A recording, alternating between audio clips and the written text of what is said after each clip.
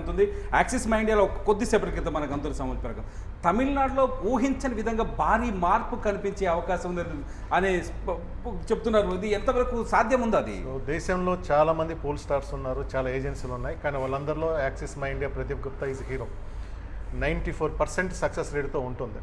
1-2 సందర్భాల్లో పోయినా అయితే ఈరోజు అందరికీ ఆయన సర్ప్రైజ్ చేస్తూ మైండ్ బ్లోయింగ్. ప్లస్ ఇంకోటి ఏంటంటే ఆయన ఎన్నికలు అయిపోయిన ఇమీడియట్గా ఇవ్వడు ఎగ్జిట్ పోల్.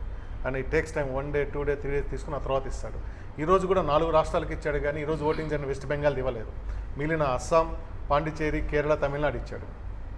మిగిలిన రాష్ట్రాల్లో రకంగా ఉన్నాయి, కానీ ఏ సర్వే ఇవ్వనిది తమిళనాడులో టీవీకే సెకండ్ ప్లేస్ కాదు, ఫస్ట్ ప్లేస్. ఆల్మోస్ట్ 120 సీట్లు, డిఎంకే 110, అన్నా డిఎంకే 32 సీట్లతో మాత్రమే థర్డ్ ప్లేస్కి పోతుంది.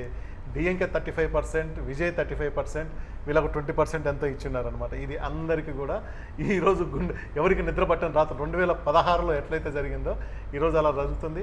యాక్సిస్ మై ఇండియా కొన్ని సందర్భాల్లో ఫెయిల్ అయినా 90+లో సక్సెస్ ఉంది. ఆయన క్రెడిబిలిటీ ఉంది.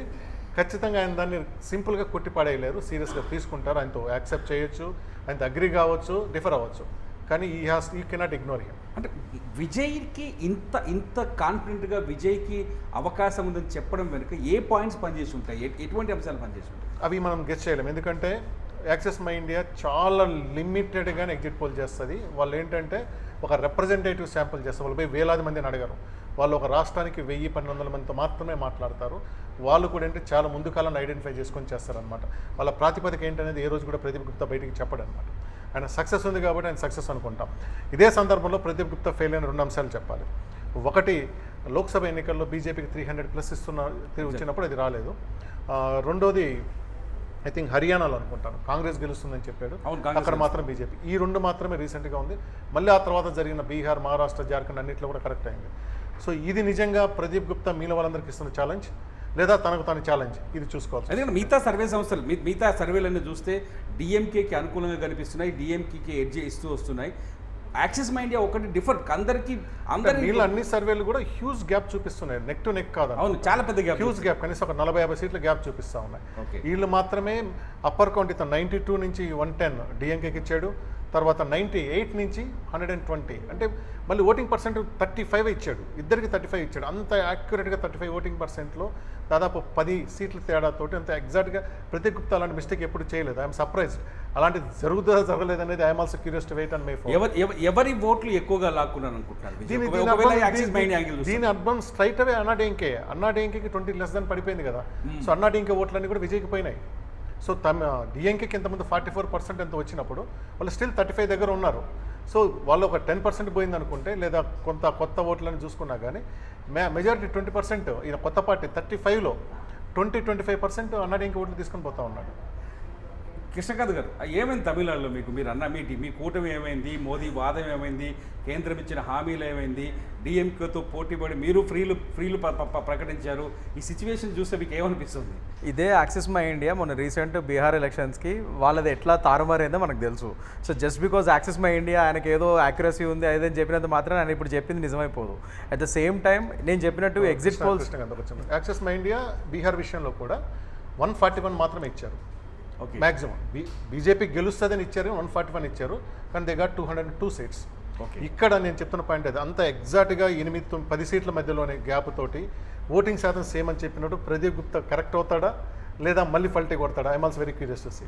Sir please. అంటే there is always a first time అండి. జస్ట్ బికాజ్ ప్రదీప్ గుప్తా ఇదివరకు కరెక్టెడ్ అని చెప్పి ప్రతిసారి కరెక్ట్ అవుతాడు అని రూల్ లేదు.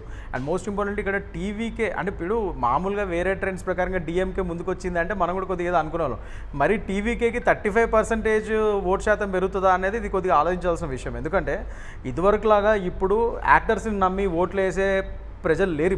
ఇప్పుడు మీరు రీసెంట్ కాలంలో గత లాస్ట్ 20 yearsలో మీరు ఏదైనా political party actor based political party అంటే ఒక యాక్టర్ పెట్టిన పొలిటికల్ పార్టీ చూస్తే 20%, 25 లోపలే ఉంది. కానీ హైయెస్ట్ ఇంకా ఫ్రాంక్గా చెప్పాలంటే లాస్ట్ టైం నేను చూసింది ప్రజారాజ్యం పార్టీ. దానికి నాకు తెలిసి నియర్లీ 22-23% ఓట్ షేర్ వచ్చింది. దాని తర్వాత 18. మీరు ఆ మాట అనడానికి వీల్లేదేమో. నేను అలాగదండి, మీరు ఆ మాట అనడానికి వీల్లేదేమో. ఎందుకు? ఆంధ్రప్రదేశ్లో మీకు పెద్ద సపోర్ట్ యాక్టర్. అవును, అది ఎప్పుడు ఆయన ఫస్ట్ టైం అదే that's what I'm saying. First ఎలక్షన్స్లో ఆయనకు అది రాలే కదా. దట్స్ వాట్ ఐమ్ సేయింగ్ నేను అంటుంది ఆయన 15 years ఫైట్ అండి, అది 15 years ఫైట్కి అప్పుడు ఓట్ పర్సెంటేజ్ పెరిగింది. సో అదే విధంగా నేను చెప్పేది అదే, ఫస్ట్ టైం ఈయనకు అంత రాదు అంటున్నాను. అప్పుడెప్పుడో ఇదివరకు ఎన్టీ రామారావు టైంలో అండ్ ఎంజీఆర్ గారి టైంలో అయిందని, ఈ లేటెస్ట్ 20 years సంగతి చెప్తాను. ఈ 20 yearsలో ఒకేసారి అంత ఓట్ పర్సెంటేజ్ వచ్చిన యాక్టర్ బేస్డ్ పార్టీ లేదంటారు నేను. పవన్ కళ్యాణ్ గారు మీరు చెప్పింది మంచి ఎగ్జాంపుల్, కరెక్ట్. ఆయన మా అలయన్స్ పార్టీ, ఆయన మా మిత్రులు, కానీ ఆయన 15 years కష్టపడితే వచ్చింది ఆ ఓట్ పర్సెంటేజ్, ఇప్పుడు వచ్చిన vote share percentage. But first time ఆయనకు కూడా కష్టమైంది కదా. నేను అదే చెప్తున్నా, యాక్టర్గా విజయ్ గారు ఒకేసారి 32-35% అనేది అది ఓవర్ ఎగ్జాజరేటెడ్ అనిపిస్తుంది నాకు. అక్కడే ప్రదీప్ గుప్తా గారి ఒక ఎగ్జిట్ పోల్స్ నాకు తెలిసి May 4th అన్ని ఎగ్జిట్ అవుతాయేమో అని అనిపిస్తుంది నాకు.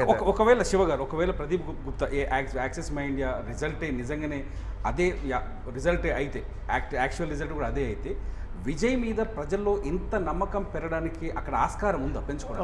ఒకటే, గత 1967 నుంచి ఈ రెండు పార్టీలు మాత్రమే పరిపాలించడం, దాదాపు ఇద్దరిది ఒకటే సిద్ధాంతం కావటం, ముఖ్యమంత్రి స్థాయిలో నాయకులు వేరువేరైనా మంత్రులలో ఆ పార్టీ నుంచి ఈ పార్టీకి మారుతూ ఉండటం.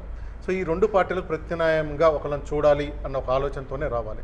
విజయ్ మీద అభిమానం కన్నా కానీ విజయ్ని ప్రత్యామ్నాయంగా, నేను గతంలో చెప్పాను, సీమాన్ ఎన్టీకే నాన్ తమిళర్ కచ్చి ఆయన ఫస్ట్ టైం ఓటర్ అతని ప్రత్యామ్నాయంగా చూస్తున్నారు, అతనికి ఓట్లు పడుతున్నాయి.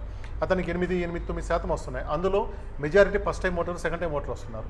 వాళ్ళందరిలో కూడా విజయ్కి పోతారు అనుకున్నాం, కానీ మనం అనుకున్నది 12 నుంచి 15-16% పోతుంది. 35% పోయినారు అంటే 40+ ఉన్న వాళ్ళు కూడా, 40+ ఉన్న వాళ్ళల్లో కూడా మెజారిటీ ఆల్టర్నేటివ్ కాదు, ఈ గవర్నమెంట్లను కూల్చాలి, వీళ్ళని కూల్చాలని ఆల్టర్నేటివ్గా ఉన్నదానికి విజయ్కి వెళ్ళినట్టుగా చూడాలి.